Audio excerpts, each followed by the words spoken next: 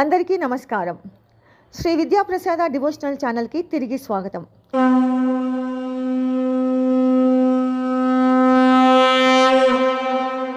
వైశాఖ పురాణం 29వ అధ్యాయము.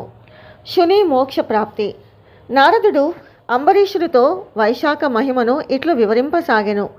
శృతదేవుడు శృతకీర్తి మహారాజుతో ఇట్లు పలికెను. మహారాజా, అన్ని తిథులలో వైశాఖ మాసమున శుక్లపక్షమున వచ్చు ద్వాదశి తిథి సర్వ పాపములను పోగొట్టును. ఇట్టి ద్వాదశి నాడు శ్రీహరిని సేవింపనిచో దానములు, తపములు, ఉపవాసములు, వ్రతములు, యాగములు చేయుట, చెరువు మున్నగు వానిని త్రవ్వించుట అన్నియును వ్యర్థములే. ఈనాడు ప్రాతకాల స్నానము చేసినచో గ్రహణ కాలమున గంగా తీరమున 1000 గోవులనిచ్చిన పుణ్యము వచ్చును. ఈనాడు చేసిన అన్నదానము విశిష్ట ఫలము కలుగును. ఈనాడు యముని పితృదేవతలను, గురువులను, దేవతలను, విష్ణువును అర్చించి జల కలశమును, దద్యన్నమును ఇచ్చిన వచ్చు ఫలము మాటల కందనిది, అనగా చెప్పలేనంత పుణ్యము కలిగించునని భావము. ఈనాడు సాలగ్రామ దానము, శ్రీహరిని పాలతో అభిషేకించుట, పంచామృతముతో అభిషేకించుట, పానకము ఇచ్చుట, దోస పండ్ల రసమును, చెరుకు గడను, మామిడి పండును, ద్రాక్ష ఫలమును దానము చేయుట ప్రశస్తము, సర్వోత్తమ ఫలదాయకము. ఇట్టి ద్వాదశి మహిమను వెల్లడించు కథను వినుము. పూర్వము కాశ్మీర దేశమున దేవవ్రతుడను బ్రాహ్మణుడు కలడు. వానికి మాలిని అను అందమైన కుమార్తె కలదు. అతడు ఆమెను సత్యశీలుడను వానికిచ్చి వివాహము చేసెను. సత్యశీలుడు తన భార్య అగు మాలినిని తన దేశమునకు కొనిపోయెను. అతడు మంచివాడే అయినను ఆమె అనినా పడదు, ఆమెకును అతడన్నా పడదు. ఈ విధముగా వారి దాంపత్యము పరస్పరానుకూలత లేకుండెను. మాలిని భర్తను వశీకరణ చేసుకొను ఉపాయములను చెప్పుడని మట్టు పరిత్యక్తులకు స్త్రీలను అడిగెను. వారును, మేము మా భర్తలకు చేసిన దానిని చెప్పినట్లు చేయము, మాకు కలిగినట్లే నీకును ఫలితము కలుగునని మందు బాకులను వశీకరణకై ఇచ్చు యోగిని వివరములను చెప్పిరి. మాలినియు వారు చెప్పినట్లు ఆ యోగిని వద్దకు పోయి ధనము ఇచ్చి తన భర్త తనకు వశమగునట్లు చేయమని అడిగెను. యోగినికి ధనమును తన చేతి ఉంగరము ఇచ్చెను. యోగినియు ఆమెకొక మంత్రము ఉపదేశించెను. అన్ని ప్రాణులను స్వాధీనమయ్యేది చూర్ణము ఇచ్చుచున్నాను, దీనిని నీ భర్త చే తినిపింపుము.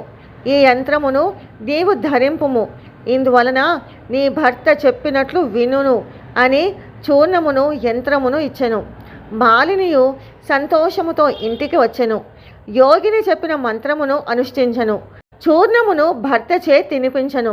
యంత్రమును తాను కట్టుకొనెను.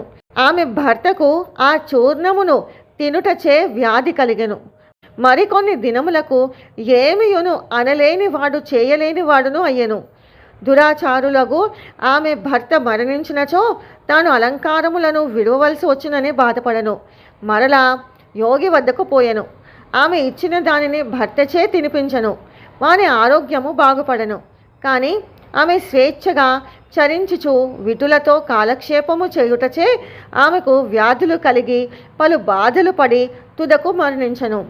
యమలోకమున చేరి పెక్కు చిత్ర విచిత్రములకు హింసలు అనుభవించెను. పలుమార్లు కుక్కగా జన్మించెను. కుక్క రూపమునున్నను ఆమెకు వ్యాధులు తప్పలేదు. సౌవీర దేశమున పద్మబంధువను బ్రాహ్మణుని ఇంట పనిచేయు దాసి గృహమందు కుక్కగా ఉండెను. ఇట్లు 30 సంవత్సరములు గడిచినవి.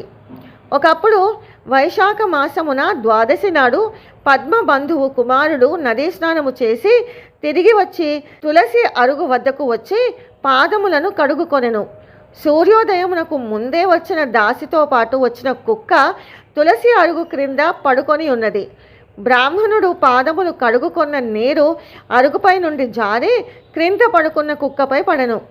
ఆ పవిత్ర జల స్పర్శ చేత కుక్కకు పూర్వజన్మ స్మృతి కలిగెను. తాను చేసిన పాపములకు మిగుల పశ్చాత్తాపము కలిగెను. తాను చేసిన దోషములను అన్నిటినీ చెప్పి, విప్రోత్తమ, దీనురాలునై నాపై దయ ఉంచి వైశాఖ శుద్ధ ద్వాదశి నాడు చేసిన పుణ్య కార్యములను పుణ్య ఫలమును నాకు ధారబోసి రక్షింపుమని బహు విధములుగా వేడుకొనెను. కుక్క మాటలాడుట ఏమని ఆశ్చర్యపడిన ఆ బ్రాహ్మణుడు అది చేసిన పాపములను విని తాను ద్వాదశి నాడు చేసిన ప్రాతకాల నదీ స్నానము, పూజ, కథాశ్రవణము, జపము, తపము, హోమము, ఉపవాసము మున్నగు పుణ్య కార్యముల పుణ్యఫలము ఇచ్చుటకు అంగీకరింపలేదు. కుక్క రూపమున ఉన్న మాలిని మరలా పెక్కు విధములుగా దీనురాలై ప్రార్థించను. బ్రాహ్మణుడు అంగీకరింపలేదు. అప్పుడు ఆ కుక్క మిక్కిలి దీనముగా, దయాశాలి పద్మబంధు, నన్ను దయజూడుము. గృహస్థు తను పోషింపదగిన వారిని రక్షించుట ధర్మము. నీచులు, కాకులు, కుక్కలు ఆ ఇంటిలోని బలులను ఉచ్చిష్టములను తినుట చేత వానికి పోష్యములై రక్షింపదగి ఉన్నవి. కావున నేను నీకు పోష్యరాలును, రక్షింపదగిన దానను. జగత్కర్త అగు యజమాని అగు విష్ణువునకు మనము పోష్యులమై రక్షింపదగిన వారమైనట్లుగా నేనును నీచే రక్షింపబడిన దానినని బహు విధములుగా ప్రార్థించను. పద్మబంధువు దాని మాటలను విని వెలుపలకి వచ్చి ఏమని పుత్రుని అడిగెను. పుత్రుడు చెప్పిన వృత్తాంతమును కుక్క మాటలను విని ఆశ్చర్యపడెను. పుత్రుడిని చూచి, నాయనా, నీవిట్లు పలకరాదు. సజ్జనులు ఇట్లు మాటలాడరు. పాపాత్ములు తమ సౌఖ్యముల కొరకై పాపములను చేసి అవమానితులగుచున్నారు. సజ్జనులు పరోపకారము కొరకై పాటుపడుదురు.